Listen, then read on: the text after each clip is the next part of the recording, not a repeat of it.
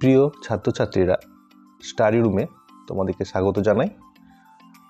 আমরা আজকে দশম শ্রেণীর সরল সুদ কষার কোষে দেখি 2-এর 21-এর এবং তার পরবর্তী অঙ্কগুলো করব। আগের পর্বগুলোতে আমরা 1 থেকে 20 পর্যন্ত অঙ্কগুলো করে দেখিয়েছি। 21-এর অঙ্কে আছে অতি সংক্ষিপ্ত উত্তরধর্মী প্রশ্ন।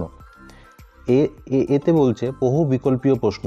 1 নম্বর প্রশ্নটা হচ্ছে বার্ষিক R% হার সরল সুদে P টাকার T বছরের সুদ I টাকা হলে অপশনে দেওয়া আছে উত্তরগুলো। A অপশনে I = PRT, B অপশনে PRTI = 100, C অপশনে PRT = 100 গুণিত I, D অপশনে বলছে কোনোটি নয়।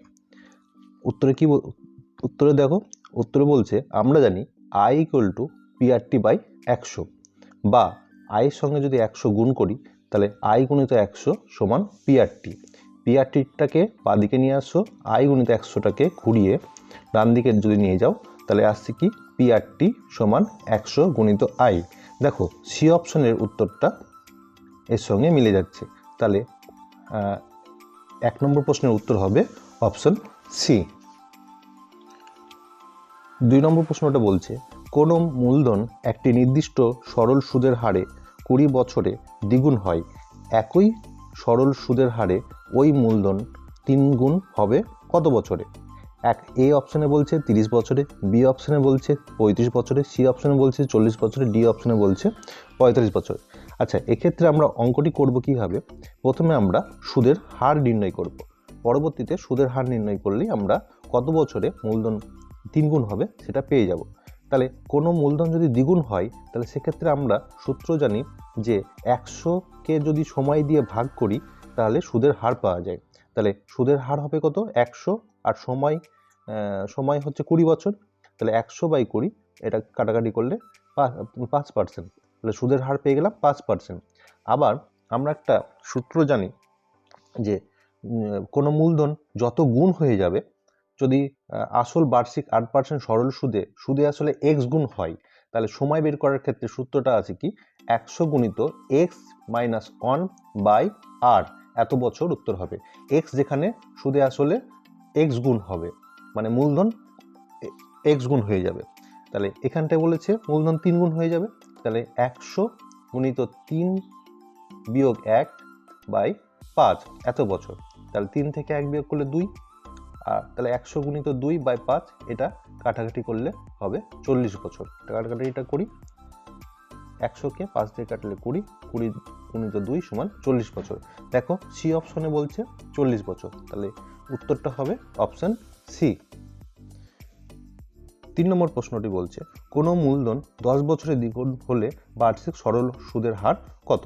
অপশন এতে বলছে 5%, অপশন বিতে 10%, অপশন সিতে 15%, অপশন ডিতে 20%। দেখো আমরা আগের অঙ্কতেই শিখে নিয়েছি যে সুদের হার নির্ণয় করার ক্ষেত্রে যদি মূলধন দ্বিগুণ হয় তাহলে 100কে সময় দিয়ে ভাগ করলে যে উত্তরটা আসবে সেটাই হবে সুদের হার। তাহলে এখানে বছর বলে দিয়েছে 10 বছর সময়, তাহলে 100কে 10 দিয়ে ভাগ করলে 10 আসবে, তাহলে 10% হচ্ছে উত্তর। দেখো পি অপশনটা হচ্ছে সঠিক উত্তর। 4 নম্বর প্রশ্নটা বলছে x% বার্ষিক সরল সুদের হারে কোনো মূলধনের x বছরের সুদ x টাকা হলে মূলধনের পরিমাণ হবে A অপশনে x টাকা, B অপশনে 100x টাকা, C অপশনে 100/x টাকা, D অপশনে 100/x টাকা। তাহলে আমরা জানি মূলধন সমান সুদ গুণিত 100 সুদের হার গুণিত সময়। তাহলে দেখো সুদ বলে দিয়েছে x গুণিত 100, সুদের হার বলে দিয়েছে x%, সময় বলে দিয়েছে x টাকা।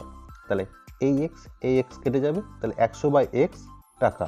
দেখো C অপশনটা হচ্ছে 100/x টাকা, তাহলে নির্ণয় উত্তর হবে C, অপশন C। 5 নম্বর অঙ্কটা বলছে বার্ষিক R% সরল সুদের হারে কোনো মূলধন n বছরে মোট সুদ PNR/25 টাকা হলে মূলধনের পরিমাণ কত? অপশন এতে বলছে 2p টাকা, অপশন বিতে বলছে 4p টাকা, অপশন সিতে বলছে p/2 টাকা, অপশন ডিতে বলছে p/4 টাকা। উত্তরটি হবে নির্ণেয় মূলধনের সূত্র আমরা জানি সুদ গুণিত 100 সুদের হার গুণিত সময়। দেখো সুদ বলে দিয়েছে PNR/25 গুণিত 100 বাই সুদের হার আর বলে দিয়েছে R%, সময় বলে দিয়েছে N টাকা। আচ্ছা, এটা যদি আমরা সাজিয়ে নিই তাহলে PNR/25 হলো গুণিত 100, আর গুণিত N বসে গেল। তাহলে এখানটায় দেখো আর কেটে গেল, N কেটে গেল, 4×25 = 100, তাহলে 4P টাকা। দেখো অপশন বিতে বলছে 4P টাকা, তাহলে অপশন বি এর উত্তরটাই হচ্ছে এটা সঠিক উত্তর। বি এর অঙ্কগুলো বলছে যে নিচের বিবৃতিগুলো সত্য না মিথ্যা লিখি। 1 নম্বর অঙ্ক, যে ব্যক্তি টাকা ধার করে তাকে অধমন্য বলে। দেখো এটা সত্য, যে টাকা ধার করে তাকে অধমন্য বলে। পৃষ্ঠা 31-এ তোমরা দেখে নেবে এর সংজ্ঞাটা। 2 নম্বর প্রশ্নে কি বলছে, আসল ও শতকরা বার্ষিক সরল সুদের হার একই থাকলে মোট সুদ সময়ের সঙ্গে ব্যস্ত সমানুপাতে থাকে। দেখো এটা মিথ্যা বিবৃতিটা, তার কারণ আসল ও শতকরা বার্ষিক সরল সুদের হার যদি একই থাকে তাহলে যত সময় যাবে তত সুদের পরিমাণও বাড়বে, তাহলে এটার সঠিক উত্তর হচ্ছে মিথ্যা। সি এর অঙ্কগুলো বলছে শূন্যস্থান পূরণ করি। দেখো যে ব্যক্তি টাকা ধার দেন তাকে কি বলে? যে ব্যক্তি টাকা ধার দেন তাকে বলে উত্তমন্য। পৃষ্ঠা 31-এ তোমরা উত্তরটা দেখে নেবে। 2 নম্বর অঙ্কে কি বলছে, বার্ষিক R/2% সরল সুদের হারে 2P টাকার টি বছরের সুদ আসল ব্র্যাকেটে 2P প্লাস ড্যাশ টাকা। দেখো এখানটা বার্ষিক সুদের হার বলে দিয়েছে, আসল বলে দিয়েছে, সময় বলে দিয়েছে। তাহলে সুদ আমরা জানি আসল গুণিত সুদের হার গুণিত সময় বাই 100 টাকা। তাহলে আসল বলে দাও, বসিয়ে দাও, 2P গুণিত সুদের হার R/2 গুণিত সময় হচ্ছে T। তাহলে দেখো এখানে 2 আর এই 2 কেটে যাবে, তাহলে PRT/100 এই এত টাকা। তাহলে এই শূন্যস্থানে বসবে PRT/100 টাকা, এটাই উত্তর। 3 নম্বর অঙ্কটা বলছে 1 বছরে আসল ও সুদ আসলের অনুপাত 8:9 হলে বার্ষিক সরল সুদের হার ড্যাশ মানে কত? উত্তর হবে, ধরে নিচ্ছি আসল হচ্ছে 8x টাকা, সুদ আসল হচ্ছে 9x টাকা। তাহলে সুদ কত?